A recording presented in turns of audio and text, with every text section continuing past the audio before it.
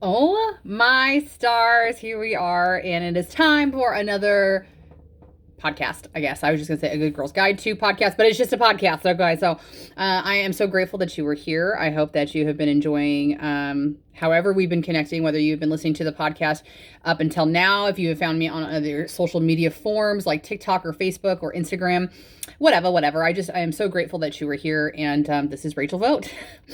I am slightly flustered because I feel like one of the things that I'm still working towards in entrepreneurship is like consistency. And not even consistency in terms of like a project level, like consistency and even just like how I introduce myself and even how I wrap up the podcast and making sure that I hit all of the important information pieces about how we stay connected and all that stuff. So you are watching me evolve right before your eyes, and I'm so grateful for you.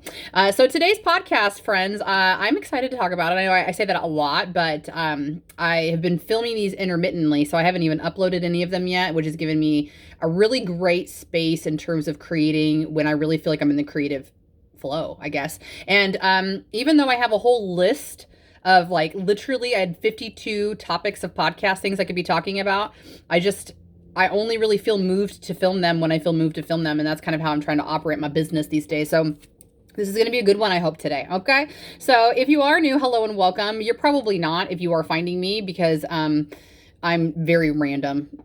I'm very random, but somebody probably introduced us, or if you had recently met me and you wanted to learn a little bit more about what I do, then you're probably here. And most importantly, I have to tell you that the podcast itself would not be here, would not be coming back for a third season if I would not have had some gentle pushes from outside of myself. I knew that it was like a creative force for me. Like my husband literally has asked me before, like, what does the podcast do? Does it like generate business for you? And that's his job for me, is to really make sure that I am doing things that are contributing to the greater good of what I need to be doing, and making sure that what I'm doing is not wasting time in the best way possible, because I would give all of the cats in the neighborhood a house if my husband wasn't like, now, does it make sense for us to have all the cats in the neighborhood or maybe just feed them outside our house kind of thing, right? So I very much appreciate him.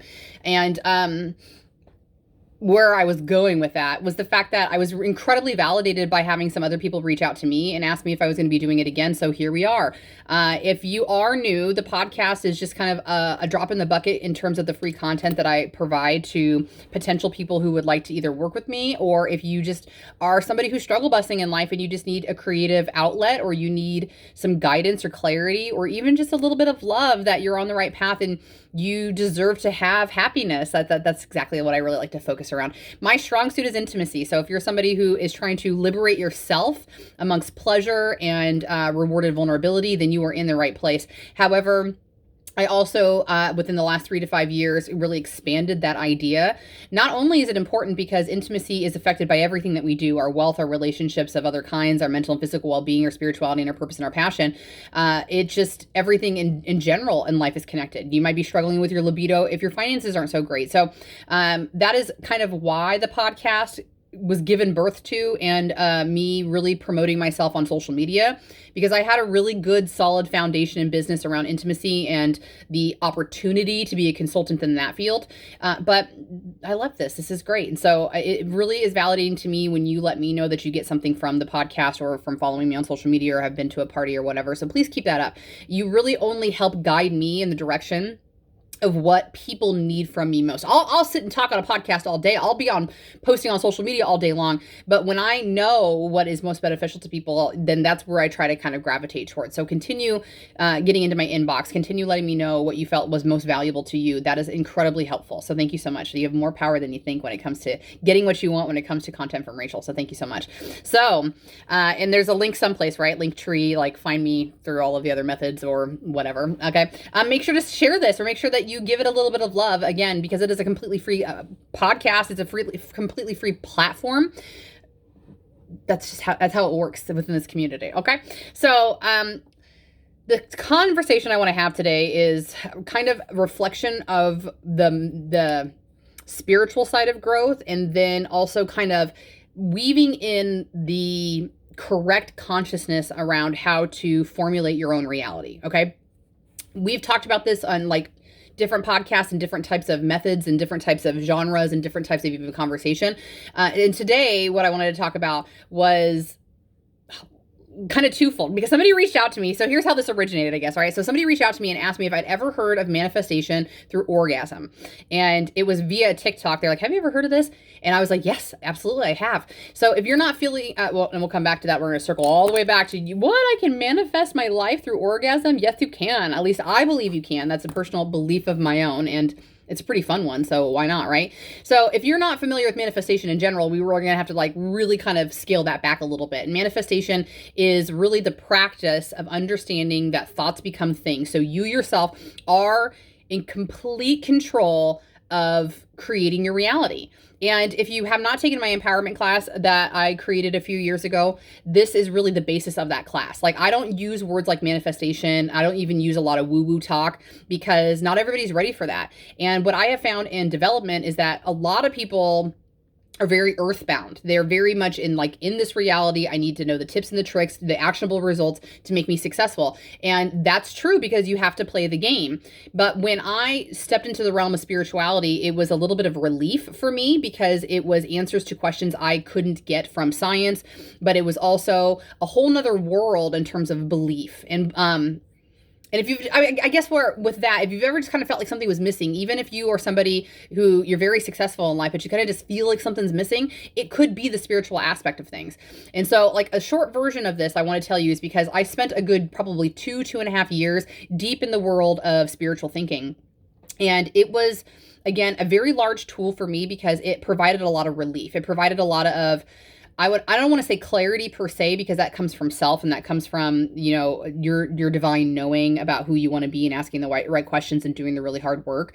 But I have said this before, so I guess this is probably the best way for me to describe this, is that I didn't come from a household where we talked about organized religion. There was no conversation about God growing up. And so that was kind of a blessing and a curse, because it was a blessing that I was really able to formulate all of my own ideas around what I believed in when it came to something like that. But it was also a detriment to me because having had no guidance whatsoever, you still digest what's being told to you or shown to you in your cultural setting. So I had my best friend growing up was Catholic. So the fact that they went to church every Sunday and it was a very long mass, that still influenced me. It didn't necessarily change my thinking, but it influenced me. And it influenced me in ways that made me dislike religion. Like, my friend had to go every Sunday morning to this really long mass. And I went one time and I tried not to fall asleep. So I never went back. And I wasn't trying to fall asleep because it was like boring information. It was because it was a Sunday morning and I didn't want to be there. Okay. So that's the blessing and the curse of it, is that the blessing being that I get to, again, decide what I want to for myself. But the curse being that I still had ideas and notions about God, even though I had never been to church in my life. I was living in a mental state of dichotomy, where it was like, heaven and earth, are those really things? Is hell a real place? Will you really be punished for the rest of your life? And having this fear that if I'm a bad person, I'll be punished for eternity. Those were thoughts that were instilled upon me, even though I'd never been to church. So going through spiritual development was like this aha moment where it was just like I was hit upside the head with like a ton of bricks. And we could talk about that in a whole nother podcast, but I also have to tell you that standing on this side of development a couple of years later, it is slightly dangerous, because what I had found, at least for myself, is that I was out seeking answers to things that it was just like not things that you could really get your answers from in the science side of things. For me, at least, and so when you start to discover a larger thing, whether you call that thing God, you call it Allah, you call it Jesus, you call it the universe, whatever you call it, it is this thing that has so many unexplained questions and so many unexplained entities and so many explained events that we are literally just now starting to scratch the surface when it comes to explaining these things through quantum physics or into science-based realms or anything that is like tangible proof of these things. And so the reason that was a slippery slope for me is because what I was explaining to my friend this morning who asked me about this is that when you seek religion or a higher power or something to that effect, you really got to be clear with yourself. And you might not realize that if this is your intentions going into it versus like on the other side of it after you've gone through, is, are you really looking for answers or are you looking for somebody to save you? Okay, so here's what I mean by that. Like, if you are getting into the realm of manifestation, and manifestation is like literally thoughts become things. If I think this thing, I'm going to have it. If I think I'm going to be rich, I'm going to be rich. If I think I'm going to be healthy, I'm going to be healthy. If I think I'm going to be in a successful relationship, I'm going to be in a successful relationship. All you got to do is think about it. And that's what manifestation is. So when you look into the spiritual realm of things, it's almost as if, at least for me, what it became was something outside of me still solving my problem. Okay. So whether that is that you discover psychic mediums and you're like, oh my gosh, I really wish I was a psychic medium. I wish that my spirit guides were out there telling me what to do. Whether it's that you become like a tarot card reader and every day you pull a card because you want to be guided by what's going to be happening for you, or you want to have an expectation of what's supposed to be happening to you that day, that week, that month, that season, whatever. There's nothing wrong with any of these things. But what I ultimately found for self is that this was about finding comfort. It was about finding comfort in the unknown. And so I was still looking to a larger source to save me.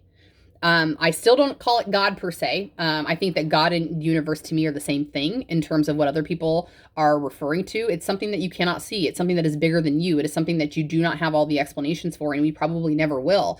But it's odd because it's like there's always, at least for me, again, for somebody who does not have organized religion in their history, there was always this innate knowing within that there was something bigger, that there was something that you can't explain. And for me, as I went through spiritual development, it also became this understanding of that you've known this place before. All right. So like on a woo-woo side of things, we'll just interject this real quick because it might help explain my story a little bit. But through my development, what I have come to believe, so this is like literally, I'm telling you, at year 37 of my life, I created this belief system for myself. It was influenced by the things that I read and the things that I heard and the other people that I've watched. But I didn't believe these things as a kid because I didn't know that I could. Okay. So what I believe is that this human form, this thing that you can see right here, right now, it's a skin suit, right? It is the thing that literally carries me throughout life. It never stays the same. You probably have heard that before. Every 7 years, your body has completely regenerated itself. But you know that to be true because if you look at a baby to a toddler to a teenager, it's not the same body, even though it's the same body, right? But it just is evolutionarily growing and repairing itself and replacing itself.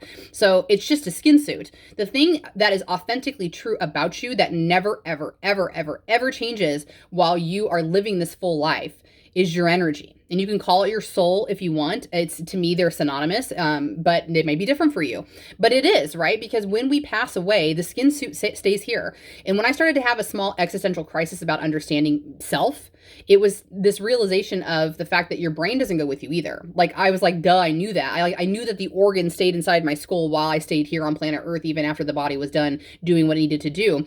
But it was a thought that really kind of was like, oh my gosh, well, if the brain stays here and the function stays here, what is really driving this show, right? So when I pass away, what's the one thing that's now gone, per se?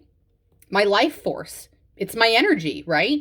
And if you are new to energy, like, it is an actual fact that energy cannot be created nor destroyed. It always just changes its form. So that means that the literal powerhouse that's keeping this heart beating, and you know that you get fuel, right? Like, you eat food, you drink water, and that fuels the body.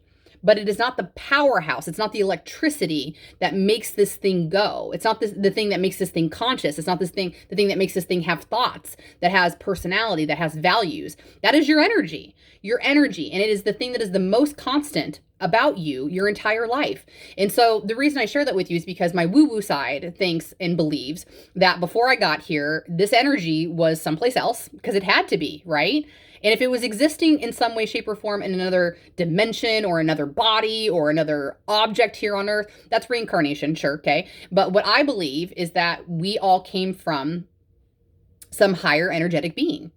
So it's kind of like you have like a pyramid almost, okay? So you have at the very top, you're going to have universe or God, whatever you call it, right? And then below that, you have archangels. You don't have to believe in this if you don't want to. That's totally okay. But I'm just giving you the thing that makes sense to me. And archangels are what help the universe, or God, however you refer to that. We don't ever see archangels directly. They are energy sources that are vibrating at a higher frequency than our human eyes can see. Animals might.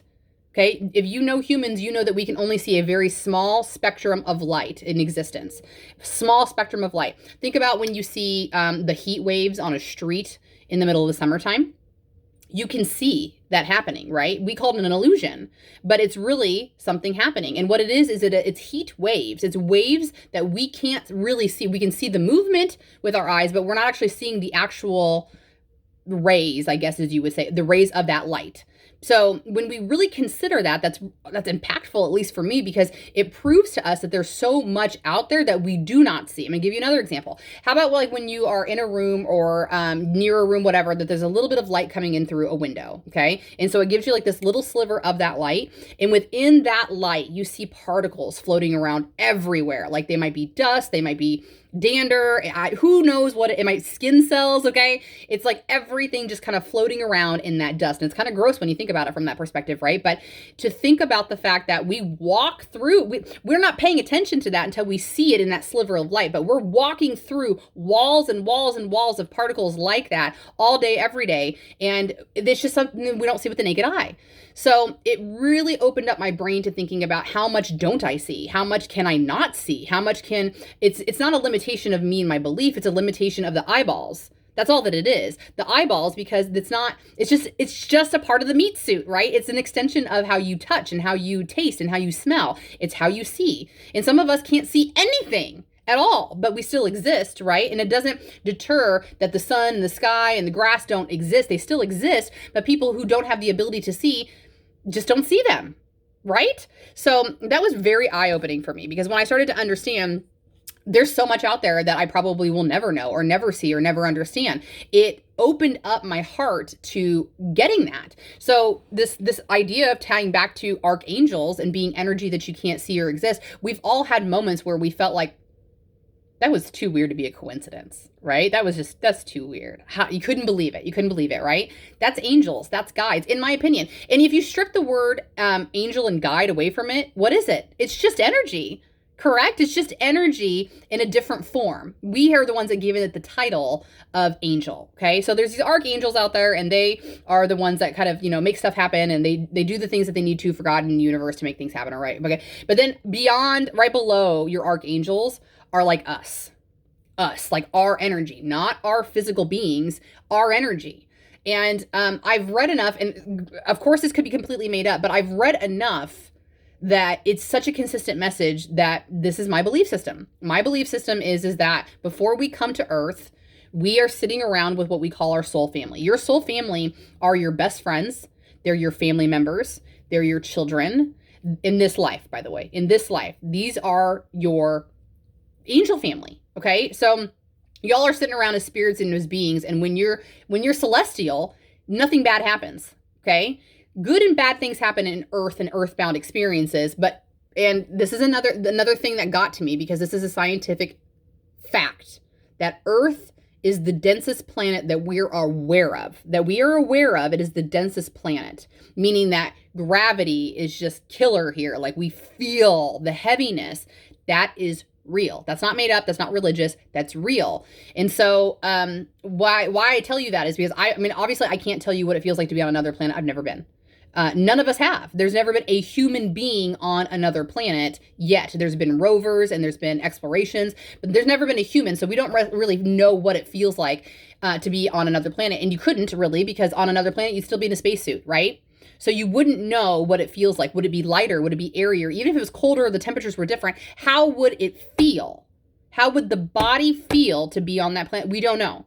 Okay, so why am I telling you that? Because I'm telling you that when we're in this experience, right, it's a game. It's a video game. That's what people refer to when they call it the Matrix, like get out of the Matrix because you're living in a video game. I like to refer to it as a video game because it makes a lot of sense.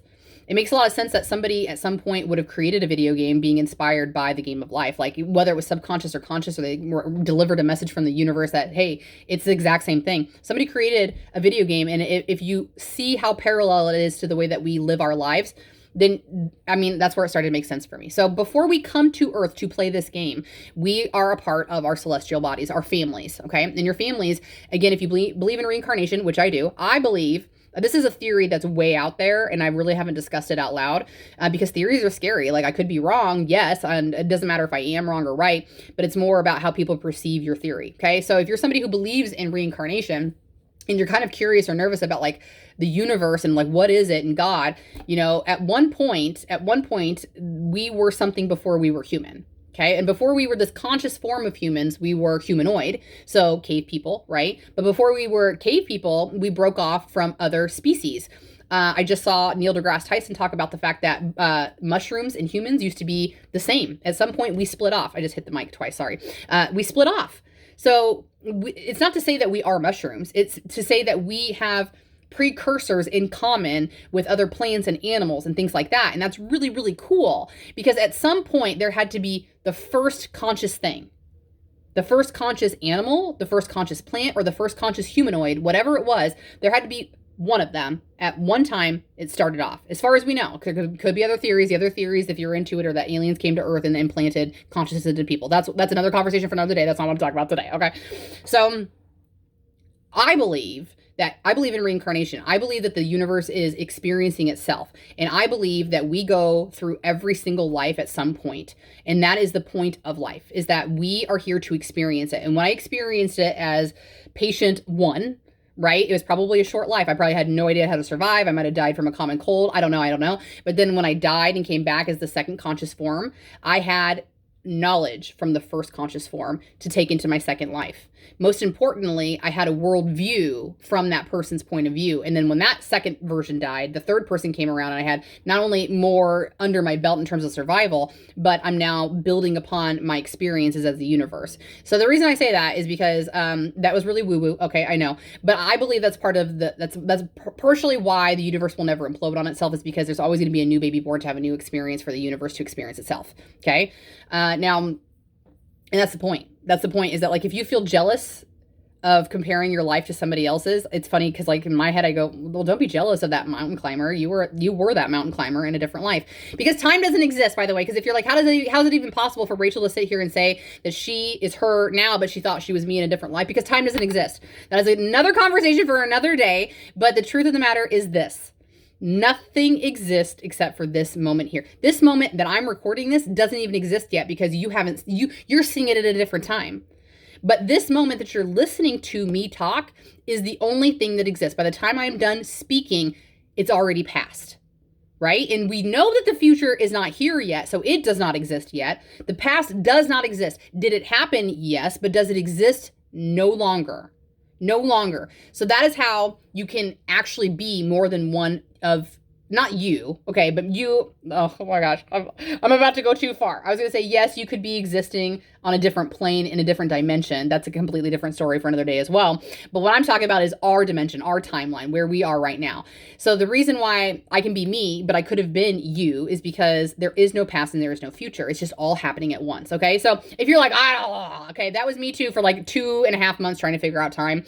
But you just gonna have to stick with me on that. So back to the soul family, right? Your soul family is like a subsection of culture. Like I have my soul family, you have your own soul family. Somebody who I'll meet tomorrow has their own soul family, because they're not within my soul family. My soul family, again, it goes universe, archangels, and then your own entities, your own energies, your own family. Okay. So I don't think that it's always necessarily your mom and your dad who are a part of your soul family. These are like your besties. This is like probably your partner, by the way. But it might be different in every life. I just don't think that in this lifetime. I think that like my husband, and I think there's like 2 or 3 of my best friends, and I definitely think my children are my soul family. And then in another lifetime, we probably don't have the dynamic. It could very well be in a different lifetime that I am Tony's mother. And a lifetime after that, it could be that he is my sister, because we just go through these dichotomies and these dynamics and these lifestyles. We choose that.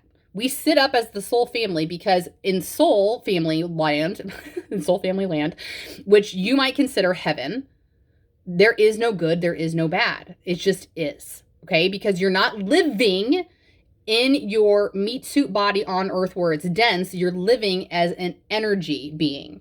And if you're living as an energy being, it's not good or bad or neutral. It just is. And so the woo-woo of the things that I have heard repeatedly is that when you are celestial, you get bored. Because there is no dichotomy of good and bad. That is an earthbound thing. There is no dichotomy of bad feelings or good feelings because it's not earthbound. So you get everything you want when you're in your celestial being with your soul family, when you're hanging out, okay?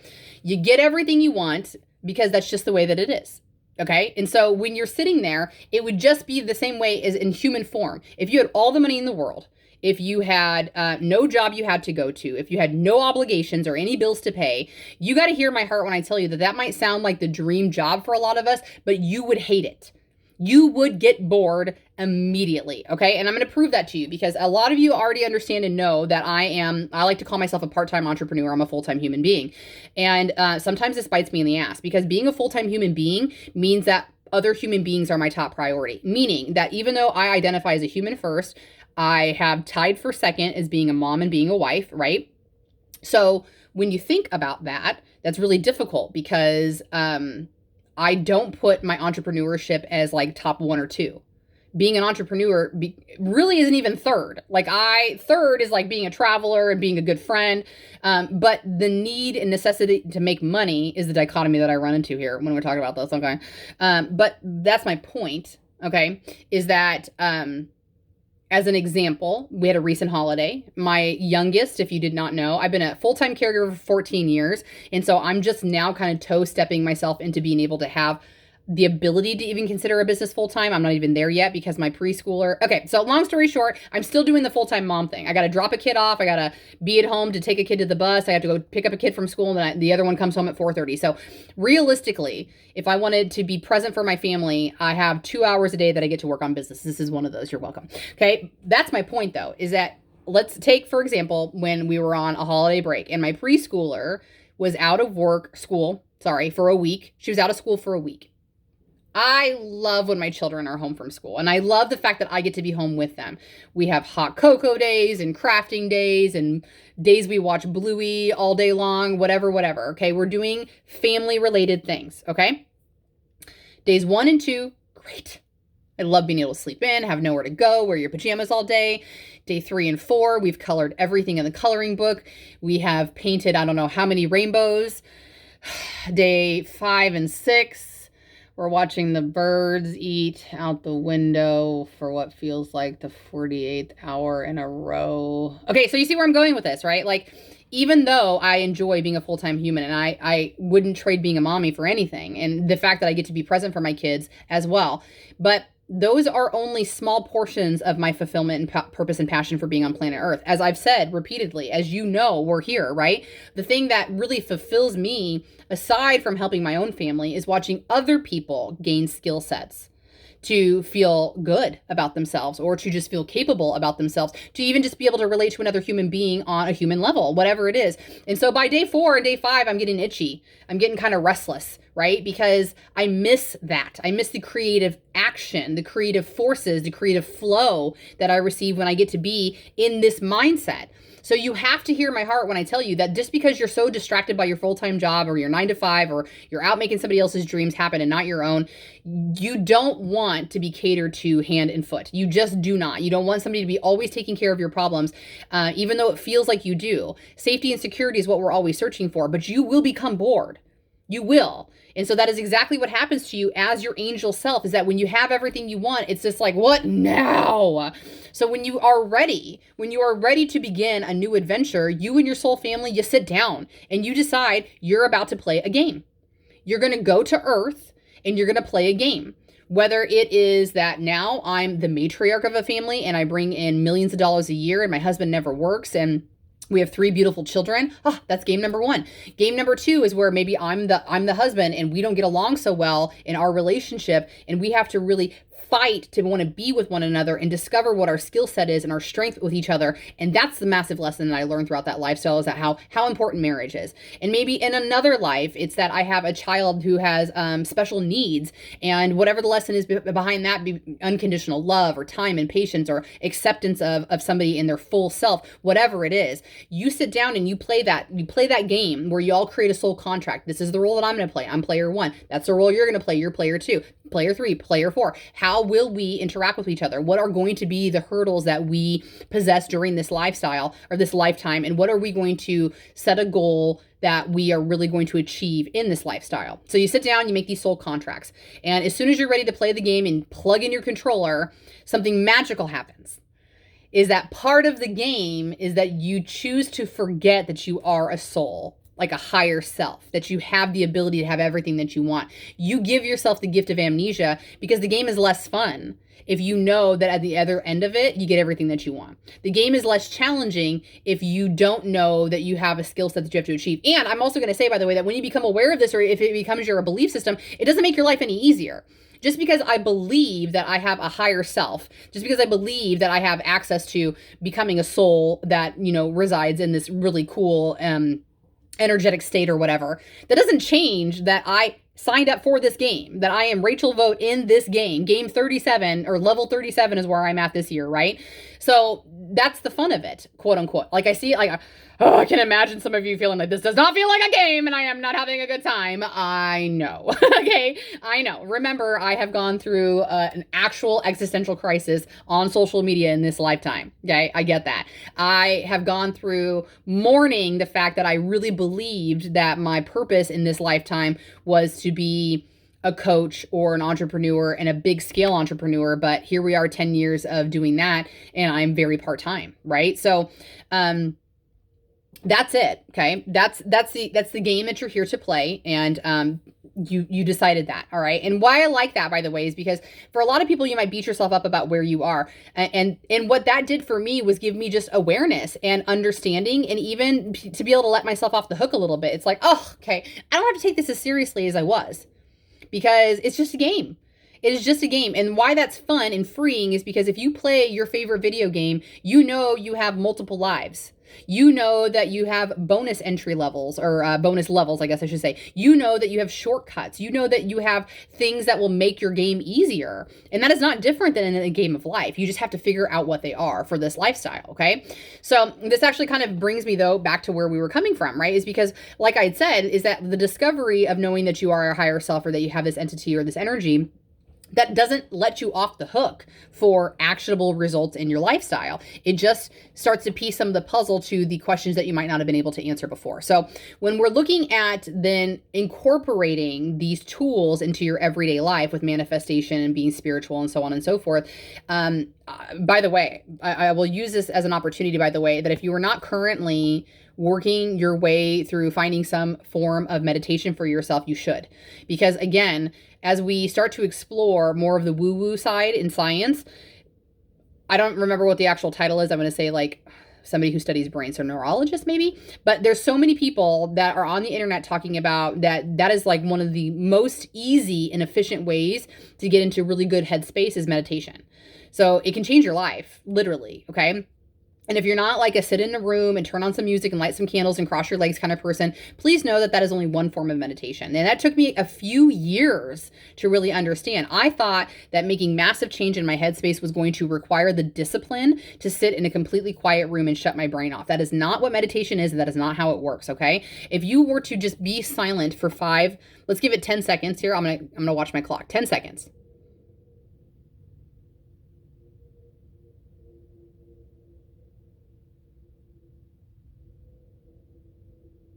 That was 10 seconds.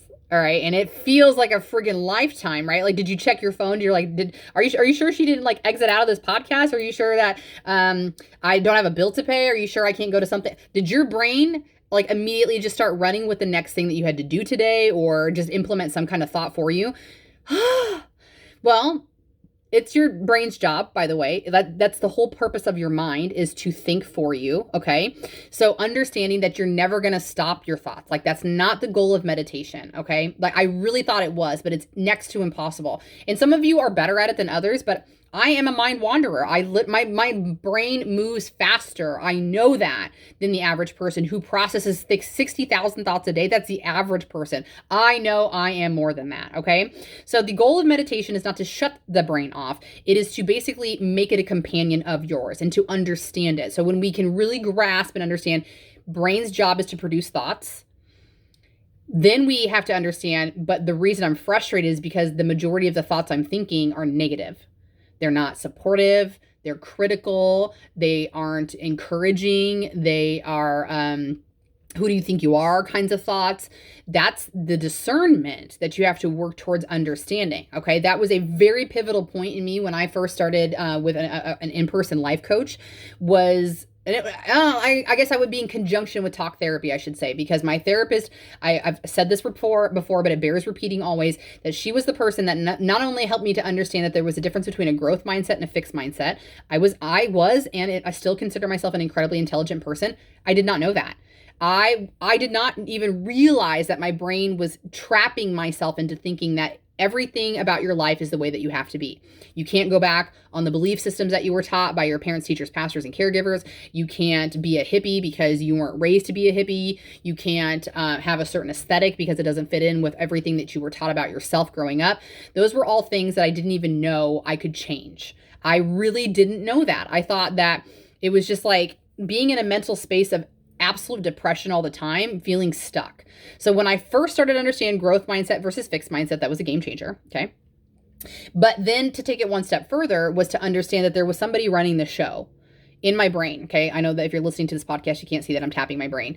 That was even a larger game changer for me than the fixed mindset idea, because it was a revelation to know that there was a voice there. Like, I think most of us understand that we talk to ourselves, but the person who was talking to me, the person who was directing my life, it was my voice. And so I think innately we consider it trusting, or that it knows better.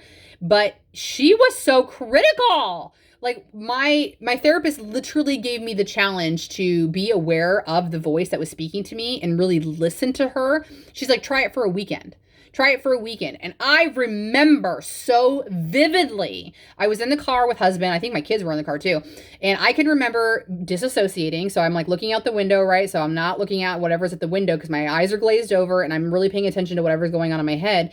And I can hear her. Like, I'm telling myself, Holy Mary Mother, I had never observed the things that this voice said to me, the tone that she spoke to me. It was so critical. It was always consistently, who do you think you are? You can't do this. You're not doing enough. You could do better. That person thinks you're stupid. You are stupid. I can't believe you did that. Constantly. It was very rarely any form of support whatsoever. So that was literally the second tool that changed my life, was to like, oh my gosh, girlfriend, we are supposed to be a team here, okay? You are unbelievably critical of me and I need you to be supportive. So understanding the voice. Now, it's really important for you to know that today, so it's been at least 5 years now that I have been working with the voice inside my head and the awareness that she was there. It's been at least 5 years, and that voice is she still errs on the side of criticism. And the reason I think that this is an important conversation to bring up is because, one, that's my programming, right? During my most formidable years, when I was from birth to about 12 or 13, the voice was programmed by outside influences. I always say this: your parents, teachers, pastors, caregivers, anybody of influence of you. And I would also I would ask for you to reflect a little bit about some of the most poignant parts of your life, because there were times when total strangers said things to me that 100% became the voice inside my head. Very short story. I think I would have had to been six-ish grade, so 5th or 6th grade, which means about 12. Okay. Let's just say 12. I've told this story before in better detail, but my friend and I were walking through the back of houses to go someplace one time, and it wasn't backyards. There was back of houses, like there was kind of like a creek, right? But when we came out of the creek, it ended up that we were in somebody's backyard to get to where we were going. And there was not a fence per se, but like a wooden fence. Like, it's hard, like two logs kind of fence, like where you just like would climb over it. And as we were climbing over it, a voice from the window of the house, you couldn't see it, but the voice said something to the effect of like, you really shouldn't be climbing over people's fences, to two 12, 13-year-old girls. Okay. So we didn't really say anything. Okay, sorry, kind of thing, and very specifically to me. And by the looks of it, you really shouldn't be climbing over the size of you really shouldn't be climbing over the fence with the size that you are. Directed at me. Okay. So that one stranger, faceless stranger, mind you, at that age, influenced how I thought about myself. It was not the only time that ever happened to me, and it was not the last time, unfortunately, that happened to me. But obviously, from that, I'm 37 now, and I can picture the house, I can picture the backyard, I can picture the fence. That became an influence to the type of voice that was inside my head. So that is a game changer when we really start to recognize and understand her. Okay, whatever your voice identifies as, of course. Okay. So, I digress, right? We're kind of coming back into this understanding, like what I said, when I got lost in the spiritual development, it became kind of a crutch, because if I could turn to an outside anything, whether it was like focusing on the energy that is above earth, or focusing on the universe and the unconditional love that that thing has for us, that was still looking to something outside of me to solve my problems, about my worth, about my value, even about like who it was that I was supposed to be, because I thought that I could get the answers from universe or from higher source, from your spirit guides, even from self, as operating in my celestial family, right? And it's not to say that you can't get those things, get signs, get clarity, get exact words, whatever. That is potentially possible for some people. Do I believe that that happens to me now? No, I don't believe that. I don't believe that my archangels or my guides like sit down, write a note and pass it over to me and I find it like, you know, in my desk somewhere. I do believe in synchronicities. I do believe in that everything happens for a reason. I believe that, you know, like when things seem like too good to be true and how could that happen? That's a sign from the universe. I believe that's what your guides do. They don't have the ability to directly influence you per se. And the rule of thumb is because there's free will. And you came to this game, this earth, to play the game. So you're not allowed per se to have people step in and fix things for you, because this is your lesson to learn. That is why you wanted to play the game. They can give you guidance and they can give you breaks, but you got to be looking for them and you got to believe in them for it to actually be a thing, right? So all that is just a little side note, right? But yes, the thing outside of you will not fix you, okay? And that is, like I said, what I was looking for, because ultimately I was still in a headspace that I needed somebody to fix me because I thought there's something wrong with me. I know we use this term heal very loosely when we're talking about like becoming a better person, and you're never going to get away from that. People are going to use that phrase all the time. But when you talk about needing to heal yourself, it's really important that you understand that the spell you put yourself under. When you talk about needing to heal, you're referencing that you think you're broken. And I know that some of us have past traumas and triggers where we probably have felt broken at some time, but you're still here. You're still surviving. You're still a human being. So you are not broken. You might have bends and creases and whatever you want to use as a descriptive term to what has happened to you in your lifestyle, but you are not broken. You are just bent, and you're just learning how to straighten that out by understanding your belief system and being encouraging of yourself and all of those really beautiful things, okay? So when I was using my spirituality as a crutch, that if I could tap into my higher self, if I could receive these signs from the universe, if I could even talk directly to my spirit guide, they would tell me what to do. They would tell me how to become better in this life. They would tell me the next steps and actions that I needed to take. And friends, that's not what happens, okay? And that is not why you came here to play the game. Your therapist and your life coach and even your partner, these are people who are meant to support you and are meant to help you be guided in finding your tools or even to obtain those tools, but they are not here to take care of you. They're not here to fix your problems. They're just here to be in support of those things. And that's such an important and crucial thing that I'm still working on today. Because when I talk about that voice being so critical, even at year 37, even when I know better, it is just because it's a habit.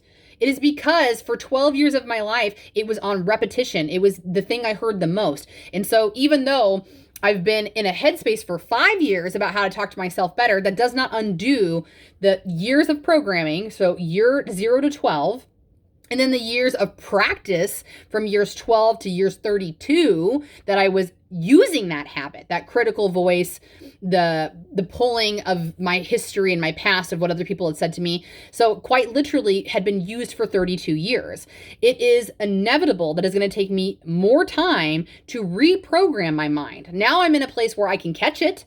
And I can hear her talking very critical of me, but I can't necessarily reverse it. I also don't always have the verbiage that's better than what she's feeding me to redirect. So give yourself so much grace as you're coming to this realization, this understanding that it takes so much time. And that's the part where we give up, right? Because a habit takes 21 days, a lifestyle takes 90 days to form, but it's so much easier to go back to what we know instead of trying to learn a new skill set. I am so guilty of this as well, and I guarantee that you are too, otherwise you would not be resonating with this podcast.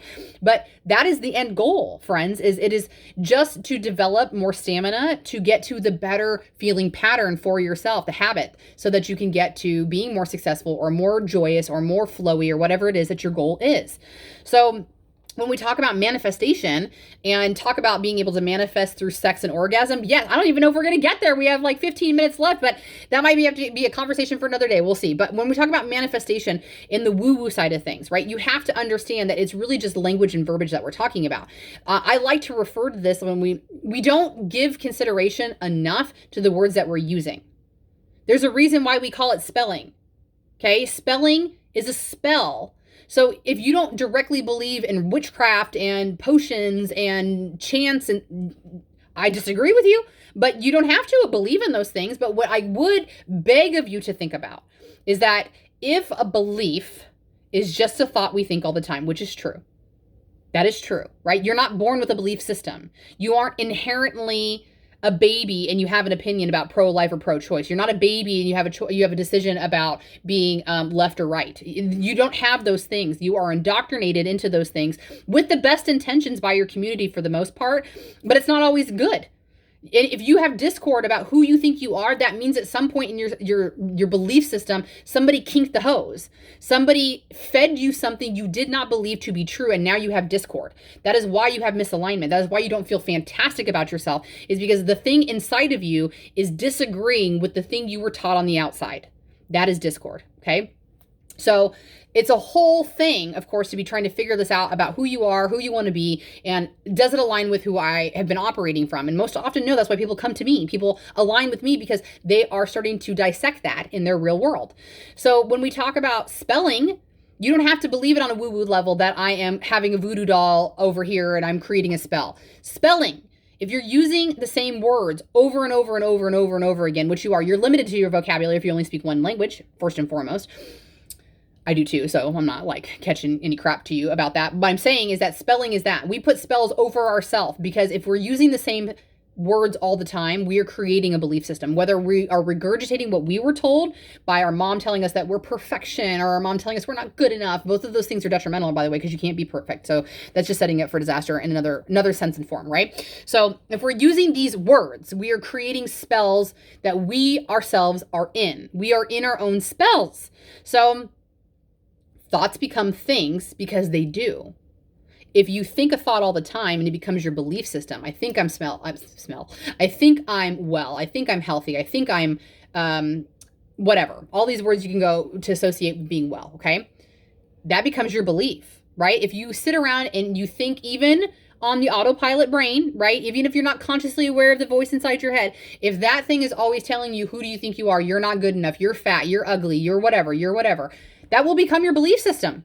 You will think those things about yourself. So we have to be very, very cautious and aware about the internal dialogue that we're using and the external words that we use, because it makes a difference. It makes a huge difference. I hate it when people tell my daughter to be careful. I hate it. I don't even like it when her brothers or her dad tell her to be careful. Is it necessary? Sure. But could we maybe say things like, pay attention?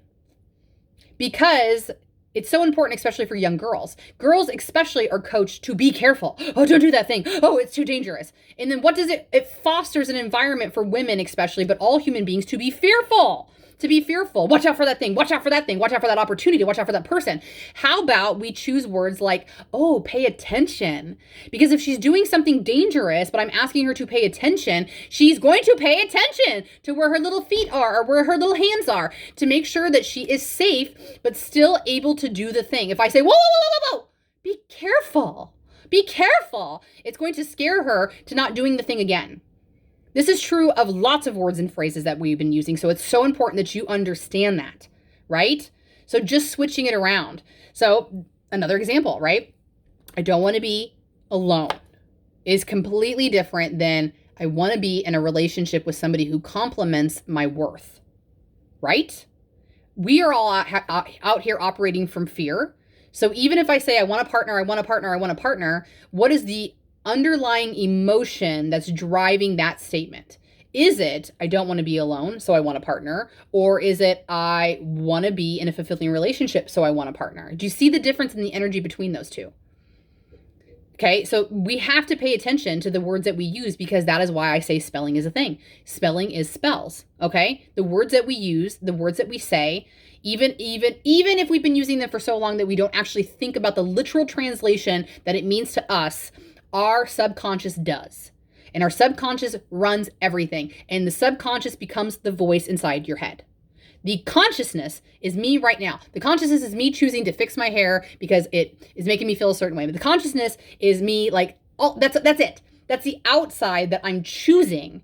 I'm choosing to say, I'm choosing to act. That's consciousness.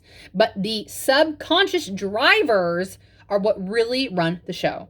Okay, so when you talk about manifestation, thoughts become things. Mike Dooley, if you've never found this guy, I highly recommend him. He's so much fun. He's so energetic. He brings such a really great spin to understanding about how to get clear on what it is that you're saying and asking for from the universe and how thoughts become things. Because it has to be true, right? If you think about up in the ether before a thought is inside your brain, wherever you consider thoughts to exist, I think that they all reside in the ether. There's no such thing as an original thought. We've all thought them before. Copyright laws are fucking stupid because nobody really has an original thought. Okay, another conversation, another podcast for another day. Okay, but when it's out in the ether, when your thoughts are out in the ether and then they become a thought inside your head, okay, even if they're just hanging out in here, once a thought becomes a thought, it means it's now possible. That's one of my favorite realizations ever. Is that not true?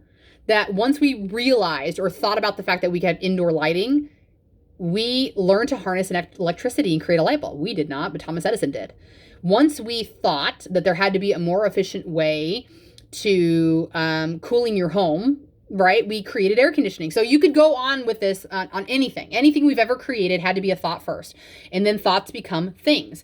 Thoughts become things more apparently when we take that thought and vocalize it, right? Because the energy inside your head, anytime you have a thought, if you didn't get this or know this, it's literally a frequency. It has to be registering on a frequency of some sort, whether it's like, like you think about your voice, you think about bird song, you think about like that noise, that will register as a frequency of vibration. So thoughts inside your head still register as a thought and vibration, right? So as soon as this thing, you can formulate it enough to actually like excise it from your mouth as an idea, it now has more frequency, which means it has more power, right? The thought has now become a thing. The thought has now become possible. All right. It might not be the actual thing you're thinking about. It might not be manifesting into your dream job or your dream home or your dream partner, but you're now one step closer. Okay. That's what manifestation is. Manifestation is this frequency. Okay. It's a frequency. And we're going to have to go to a part 2 because there's just no way that we're going to end up being able to talk about orgasm and being able to manifest in 7 minutes. And that's where we are. So what we're going to do is we're going to wrap up this podcast and I'm going to go ahead and immediately start filming number 2 because I don't want to get lost on where we are, all that kind of jazz. We're going to continue this conversation about manifestation and how you can actually, in my opinion, harness that energy through orgasm to make thoughts become things. Okay. So I'm Rachel Vote. If you don't happen to tune into the next podcast, I'm so sorry, I'll miss you. But it'll be up as soon as I can get it up. And that sounded like my other daytime job, okay? But make sure to follow me on all social media platforms. If you'd like this free content, make sure to reach out to me if you are ready to do the empowerment class or you want to do one-to-one sessions. And I'll go ahead and wrap this up so we can get to the next one. Thank you so much for listening. I love you very much. I know you know that, but it's always important for me to tell you from the bottom of my heart. It is because of you that I sit here and do what I love. So thank you for being here. Stay happy, stay healthy. And I'm going to come up with a new phrase eventually, but we're still going to say, wash your hands. Bye.